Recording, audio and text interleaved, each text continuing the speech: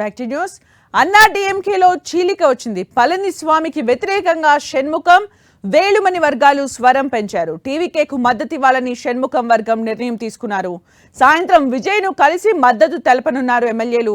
తమిళనాడులో రేపు బల పరీక్ష ఉండటంతో ఆసక్తికర పరిణామాలు నెలకొన్నాయి.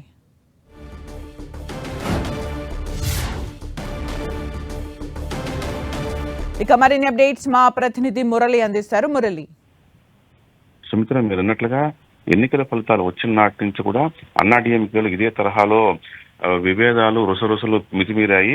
ప్రత్యేకించి విజయ్ గవర్నమెంట్ కొలువు తీరిన తర్వాత ఒక్కసారిగా అన్నా డిఎంకేలో పళనిస్వామి వ్యతిరేక వర్గం గట్టిగా గళం వినిపిస్తోంది. ప్రత్యేకించి చాలా కాలంగా పళనిస్వామిని ప్రత్యేకించి వేలుమణి, అట్లాగే మరికొంతమంది షణ్ముఖం, విజయ్ భాస్కర్, ఇంకొంతమంది కూడా నేరుగా పళనిస్వామి వ్యతిరేకిస్తూ వచ్చారు. ఆయన నిర్ణయాలు తప్పబడుతూ వచ్చారు.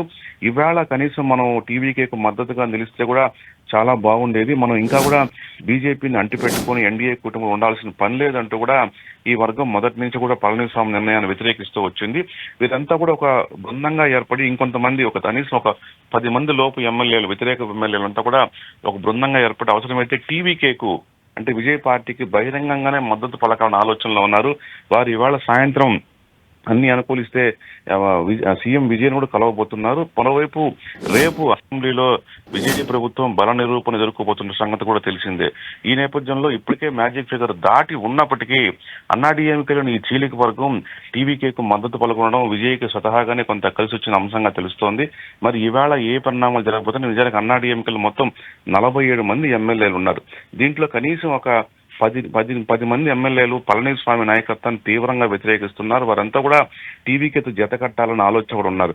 మరి సాయంత్రంలోగా ఎంతమంది ఇట్లా నిర్ణయం తీసుకుంటారు? మరి రేపు బల పరీక్షలో వీరంతా కూడా విజయ్ ప్రభుత్వానికి మద్దతుగా నిలుస్తారా అని కూడా తేలాల్సింది. Sumitra, thank you Murali for the updates.